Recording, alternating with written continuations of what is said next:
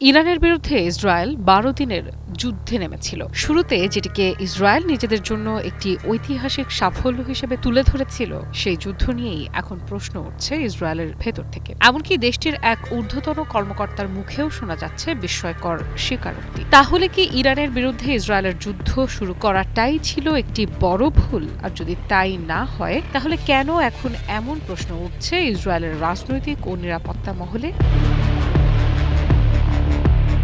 Middle East Eye এর প্রতিবেদনে বলা হয়েছে, ইসরায়েলি সংবাদ মাধ্যম i24 নিউজকে দেওয়া এক সাক্ষাৎকারে দেশটির এক জ্যেষ্ঠ কর্মকর্তা বলেছেন, অভিযানের পর রাজনৈতিক পরিস্থিতি যে জায়গায় গিয়ে দাঁড়িয়েছে তা আগে জানা থাকলে তারা কখনোই এই পথে হাঁটতেন না। এই মন্তব্যের পর থেকেই নতুন করে আলোচনা শুরু হয়েছে যুদ্ধের প্রকৃত লাভ ক্ষতি নিয়ে। গত বছরের জুন মাসে ইসরায়েল অপারেশন রাইজিং লায়ন নামে ইরানের বিরুদ্ধে সামরিক অভিযান শুরু করেছিল। ইসরায়েলি সরকারের দাবি ছিল এই অভিযান ইরানের পারমাণবিক কর্মসূচিকে থামানোর জন্য এবং ভবিষ্যতের হুমকি মোকাবেলার জন্য অত্যন্ত জরুরি। কিন্তু যুদ্ধ শেষ হওয়ার কয়েক মাস পর এখন দেখা যাচ্ছে যুদ্ধের সামরিক ফলাফলের চেয়ে রাজনৈতিক ফলাফল নিয়েই বেশি বিতর্ক তৈরি হয়েছে।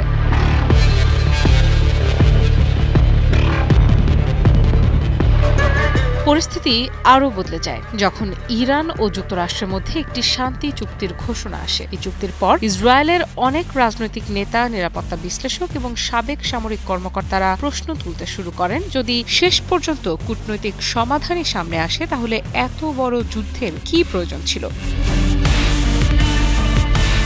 এই সমালোচনার মুখে দাঁড়িয়ে ইসরায়েলের প্রধানমন্ত্রী বেনিয়ামিন নেতানিয়াহু অবশ্য নিজের অবস্থান থেকে এক চুলও সরে আসেননি। এক সংবাদ সম্মেলনে তিনি বলেছেন, ইরানের পারমাণবিক উচ্চাভিলাষ ঠেকানো তার জীবনের অন্যতম প্রধান লক্ষ্য। তার দাবি, এই যুদ্ধে ইরানের বিপুল পরিমাণ অবকাঠামো ক্ষতিগ্রস্ত হয়েছে এবং দেশটির অর্থনীতি দীর্ঘমেয়াদী ধাক্কার মুখে পড়েছে।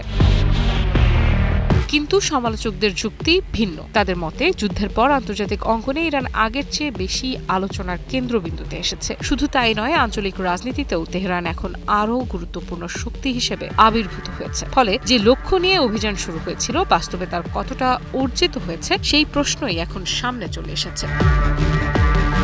ইসরায়েলের চ্যানেল 13 নিউজের সামরিক বিশ্লেষক অ্যালন বেন ডেভিড বিষয়টিকে আরও স্পষ্টভাবে তুলে ধরেছেন। তার মতে, ইরান যুক্তরাষ্ট্র শান্তি চুক্তি ইসরায়েলের জন্য একটি বড় ধাক্কা, কারণ এই চুক্তি মধ্যপ্রাচ্যের শক্তির ভারসাম্যে নতুন বাস্তবতা তৈরি করেছে। আর সেই বাস্তবতা ইসরায়েলের কৌশলগত অবস্থান আগের মতো শক্তিশালী নাও থাকতে পারে।